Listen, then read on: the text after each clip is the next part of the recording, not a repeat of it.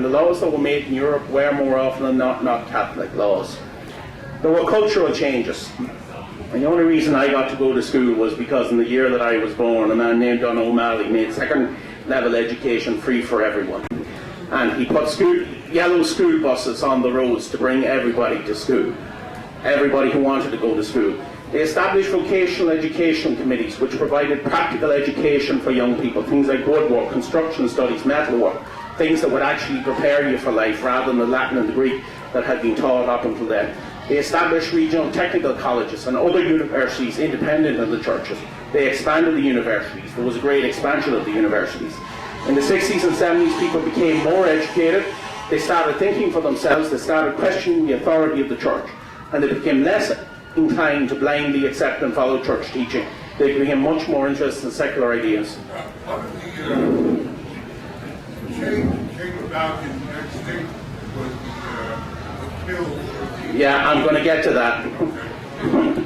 The Troubles began in 1922. Ireland was partitioned. There were 6 counties in Northern Ireland that were dominated by the Protestants. They were dominated. If the Irish Catholic Church is bad, well, I have to say that some of the churches up there are even worse. But anyway, I really can't say that. The nationalist Catholic minority were oppressed, but after the war, the British government introduced a lot of welfare reform, and that kind of made their life a bit better. They managed to get educated, a leadership developed, and there was a civil rights movement in Northern Ireland which was fiercely repressed. Even more repressed than the civil rights movement in this country was repressed. Eventually violence broke out and it continued for 30 years. The church was against the violence, they couldn't stop it because the people basically supported the terrorists or the guerrillas, whatever you call it. Then we had Vatican II. By 1962 the church was, seriously behind the times, and John the 23rd had the good sense to realise this. He wanted to reform the church. But he reformed it in a way that kind of led to a further undermining of the church, because he put the Mass into, he took a lot of the mysticism and a lot of the mystery and out of it, and he encouraged people to try to understand the faith. Well, if you try to understand the Catholic faith, you rapidly reach the conclusion that you're wasting your time, and you either accept Catholicism and live by it, or you don't. So, the Mass was in the vernacular, trying to mold this understanding of knowledge of faith. It was kind of self-defeating. He wanted a church of witness rather than a church of authority. He wanted to go back to the early church, but unfortunately he did succeed. The main thing that happened was, the other thing that happened was, as this gentleman referred to earlier, Humanae Vitae in 1968. It was issued by Pope Paul VI, who was John the 23rd successor.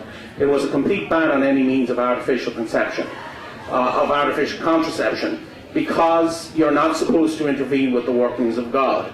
It caused problems for a lot of Catholics. They wanted to limit the size of their families, and so forth. In Ireland, contraceptives could not be offered for sale, but you could go into a shop and say, I want to buy some contraceptives, please, and the guy would sell you the contraceptives, but you had to say, I want to buy them. What happened was that in the Irish Church, as I mentioned, in the Irish Constitution, there's strong protection for privacy, for the privacy of the family and the privacy of the individual. And conservative Catholics began to worry that this would lead to, a constitutional over a ban to the law regarding the sale of contraceptives being declared unconstitutional by some liberal judges, because they would say that it was an intrusion into the privacy of the right of individuals to control their own bodies and so forth. So they prevailed upon the government to restrict the availability of contraceptives, that you needed the prescription from a doctor. You didn't have to be married, but you just needed a prescription from a doctor. But in 1992 and 1993 the law was liberalised. Now the real factor that changed Ireland was radio and television, because in 1940 or so, my grandparents told me there was one radio in our community in Ireland, and it was a big thing to go down and listen to the war news on the radio to see who was winning the war. But there were cheap transistor radios and everybody could afford them in the 1950s. People could listen to Buddy Holly, they could listen to rock and roll, to jazz, to all kinds of things on Armed Forces Network Radio. Van Morrison wrote a wonderful song about it called In the Days Before Rock and Roll. So you got radio from all over Europe. RT television was established in 1961. You see the St. Bridget's cross there, that was their symbol. And it was public television, and they tried to be unbiased and to present all kinds of pictures, a balanced perspective. British television was available in the most populated eastern parts of the country and the northern parts of the country, and you had the phenomenon of the Late Late Show. The Late Late Show began in 1962. It was presented by a man named Gayborn, and he was a great television presenter. It was aired every night, Saturday night at 9:30. You have to imagine David Letterman discussing economics. You know, having a 2.5 hour show. The first hour would be, some light entertainment, some celebrity guests, and then there'd be a panel discussion where, he discusses the war in Iraq. It was a combination of David Letterman and Charlie Rose, and it was enormously successful. It was successful because controversial and sensitive topics were discussed in a balanced and open way, and the open discussion of such topics was subversive, because you no longer had to listen to the Catholic Church. Other points of view were being aired, other points, it didn't matter who you were, the authority was undermined. And most Sundays, the priest would get up at Mass, and he would say, not most Sundays, but frequently he would condemn what was on the Late Late Show the previous evening as being impious. But of course he'd be watching the Late Late Show. Everybody watched it. That's what made it. That's why everybody was watching the Late Show. The church tried to become more liberal. It tried to move with the times, and this was a genuine phenomenon. They were interested in the third world and social issues. They tried to become more populist, more approachable, more media friendly. They moved away from overt control and claims of authority. They removed that article from the Constitution. And there were a number of priests and religious figures who were prominent in this. Eamon Casey, Michael Cleary, Sean Healy, Sister Stanislaus Kennedy, among others. The big event was the papal visit in 1979, when Il Papa came to town he stopped off on the way to New York. For 3 days in Ireland, millions came to see him. He saw a mass, 2 million people in Phoenix Park. I went to see him in Drogheda with all of my family. We all went to see the Pope. And, looking back on it now, it was quite an event, but I look back on it with a jaundiced eye. He was standing up telling us that he was begging us on his knees. He was standing there telling us that he was begging on his knees for an end to violence in Ireland. And, everyone could see he was standing up. He didn't, visit any of the poorer or the more afflicted areas of Dublin. He came for, anyway, I'm going to talk. Bishop Eamon Casey and Father Michael Cleary featured prominently in this extravaganza. They were the coordinators of the youth mass. It had little long-term effect on the decline in vocations in Ireland. Now, abortion. What happened with abortion was very interesting. Abortion had always been illegal in Ireland. But it was not enough for the conservative Catholic movement that it should be illegal. They became concerned about an Irish Roe versus Wade situation developing, where, on the basis of the privacy provisions in the Constitution, abortion would be, a ban on abortion would be declared to be illegal. So they sought to add a constitutional amendment to explicitly ban abortion. And it wasn't enough to ban abortion, they had to vindicate the rights of the unborn, the right to life for the unborn, whatever that meant. And the government went to them and said, this is going to cause a lot of legal problems down the road. And they said, no, it won't. This wording is perfect, it's clear, it's unambiguous, you know what you have to do, no problem, everything will be fine. The amendment was passed by a popular vote, and a legal mess was created. It was passed in 1983. In 1992, you had the X case. A 15-year-old girl was a victim of statutory rape. She sought to travel to England for an abortion. She confessed to suicidal thoughts. She was becoming mentally unbalanced because of the unwanted pregnancy. She sought the abortion in England, to travel to England for the abortion. The parents contacted the authorities to see if they needed the fetal DNA for evidence. And of course the authorities stopped her from going to England and told her if she went to England to get an abortion to put her in jail, because they were vindicating the right to life of the unborn. So the Supreme Court ruled that she could travel to England, but she had already miscarried, so it became a non-issue.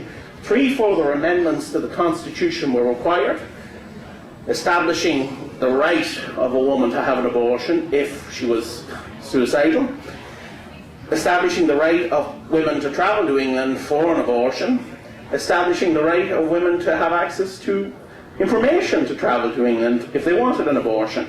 So what happened is that this illustrated perfectly the whole practical difficulties putting these, Catholic law into the law of the land, and these conservative Catholic advocates and lawyers and people became completely discredited by these incidents. And finally we come to the scandals.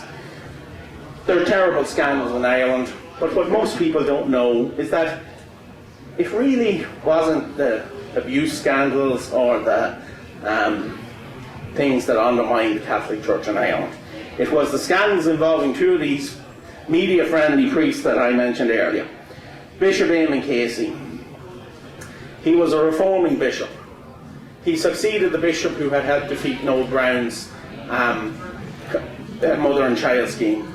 He was interested in Latin America. He attended Archbishop Romero's funeral in San Salvador, and he was a strong critic of American policy.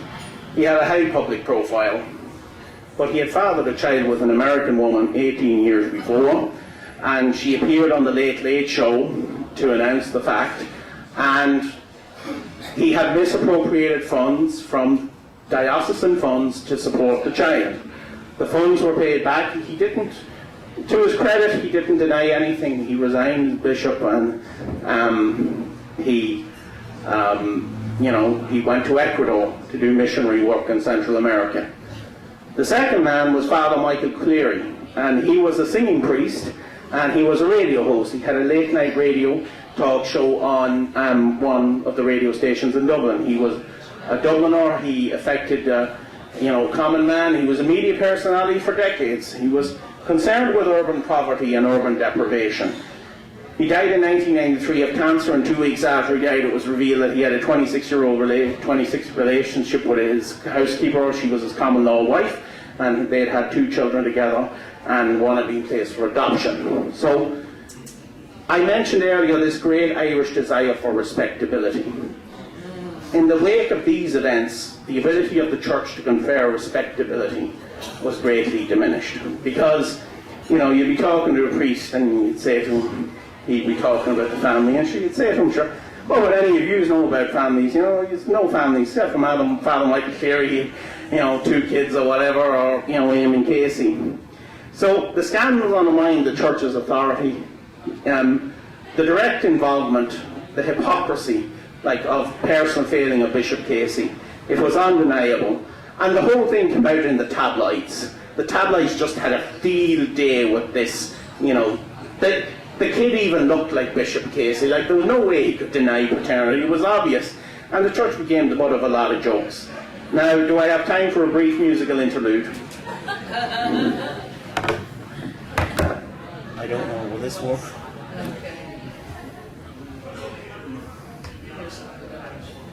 No. Oh, I don't want to do.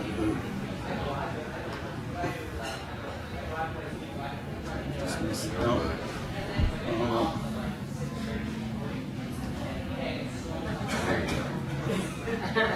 I'm sorry, I don't think this can hear this.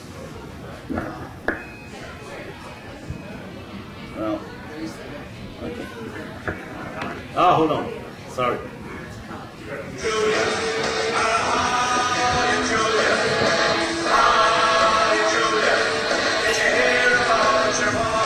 Can you hear this? She was telling us about the things that happened long ago. How she loved the bishop and he loved her just as well. Only God knows when they go to heaven or to hell.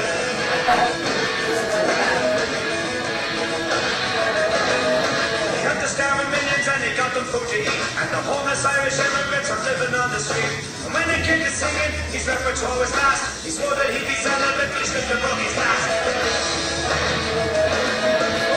Before he'd be celibate, he should have kept his fast.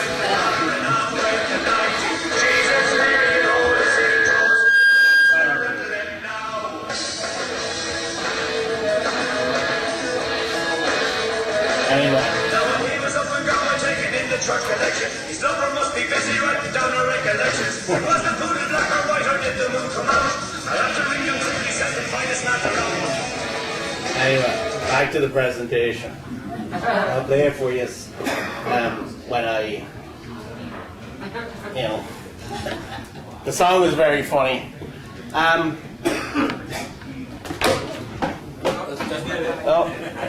Ken is sabotaging me. I'm from the Protestant. The child sex abuse cases. The child sex abuse cases.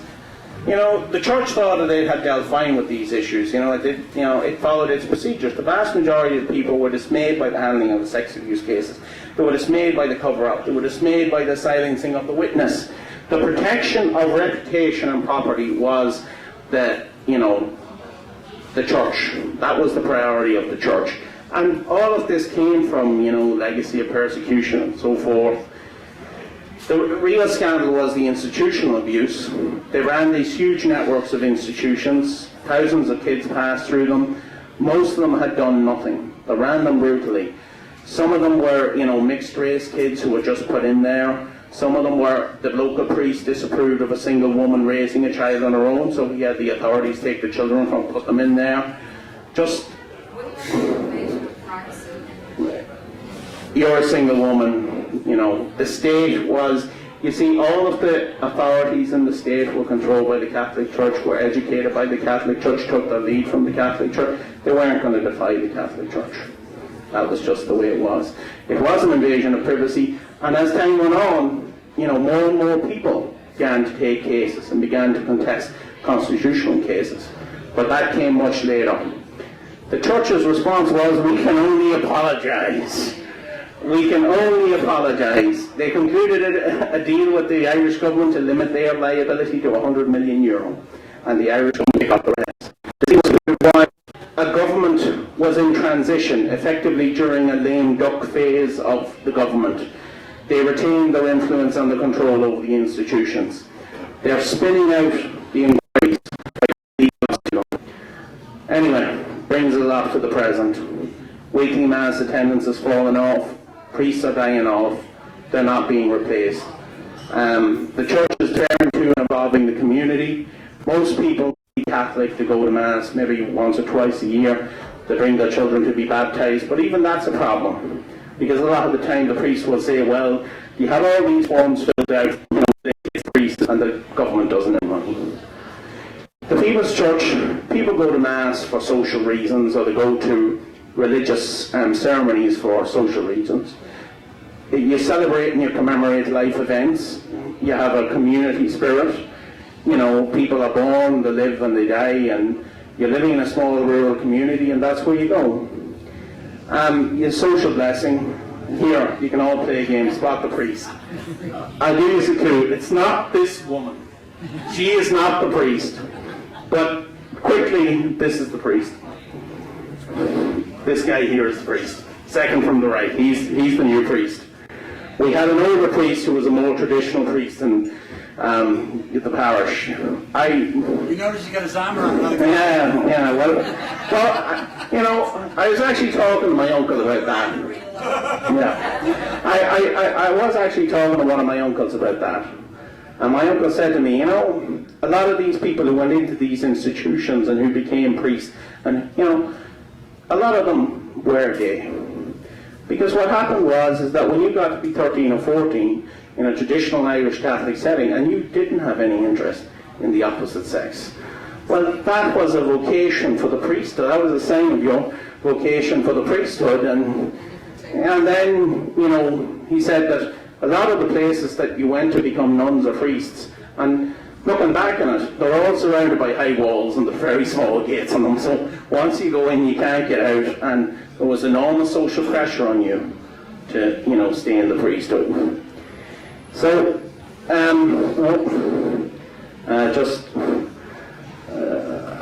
I skipped one forward. Now, the last thing is just a personal view. I went back to Ireland last month. I went to Mass in St. Lazarus in Donaghmine, which is where my family were from. This is a church that was built after Vatican II, and it's very interesting because it's like a lot of churches that were built after Vatican II. It's in the round, and the priest is just there, and he's on the same level as everyone else. It was just a beautiful experience. You know, there's no, you know, or there were about a couple of hundred people in the church. Most of my extended family were there. It was just a simple mass, and it was what my grandfather. It was what they call a month's mind mass for my grandfather. He'd been dead. He died a month before, and it was just a wonderful, simple, peaceful mass. So this is the blessing of the graves, and it's a massive celebration in where I grew up. It's just a home video I shot. You can see that they're coming down. There's a big procession. You see all the little girls at the top? And my brother's head was in the way. But you see it clearly, but you all have to turn your heads like this, because I changed the camera angle. But you see them all coming with banners.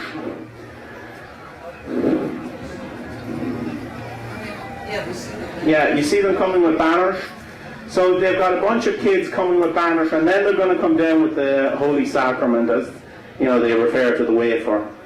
And you'll see it, but I flipped the camera around, unfortunately, so because I wanted the vertical position. So in a few minutes you'll see it, and you'll all have to shift your heads that way. So here they come.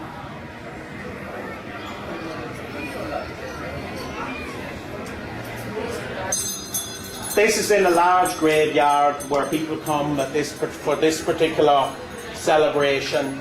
It's done once a year. It's the exposition of the Blessed Sacrament, and they combine it with what they call the blessing of the grave. So it's a major production, and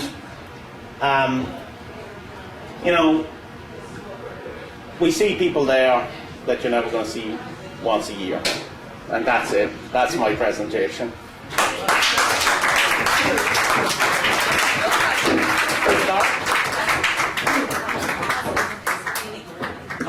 Okay, gentlemen. Thomas, I want to ask you a question. When you were at that vessel, did you talk to the priest there? No, I did not. Did you tell him what you were into? No, I didn't tell him at all. Okay. You see, this is my uncle. The Catholic Church is the Catholic Church. It's an authoritarian, hierarchical organisation. And if you don't want to be a man, and it's no good saying, one thing that you see in Ireland is you see all this commentary that the Catholic Church is going to change. Why doesn't it become more responsive? Why doesn't it come, you know, why doesn't it do this? Why doesn't it do that? Because it's the Catholic Church. And that's the way the Catholic Church is. And if you want something different, you have to leave the Catholic Church, and that's just the end of it. Because the Catholic Church isn't going to transform itself into a democracy. You're there to take orders, you're there to follow the rules. There are 6 rules you have to follow. You have to have communion once a year, have confession, honour the marriage laws of the church, support the church, and there's a couple of other ones too. So like that's the situation. So no, the church is not going to fade away because the church is there. You see, whenever you get married, you go to church. Whenever you have a funeral, unless you're a secularist, you know, and it is news that people don't go to the church. You know, Michael Keating, who was head of the Irish Humanist Association, died last year, and he didn't go to the church. There are various other people who don't go to church, but most people go to the church. Certainly where I'm from, it may be different in the cities, and it will change over time. But the church is there, and the church controls schools, and you know, like, and people want, as I say, to relive their childhoods. You know, when they see their children making the first communion, they're reminded of them making the first communion. Atheism is a hard step. It's a big step to take, and most people are just concerned with survival in Ireland. That, you know, they don't want to complicate their lives with an existential struggle about, you know, the meaning of life. Sorry, the lady at the back.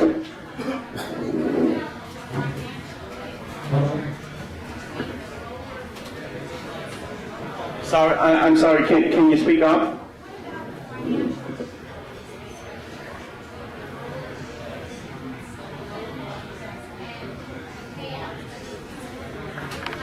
the church has limited its liability in the payout to the abuse victims.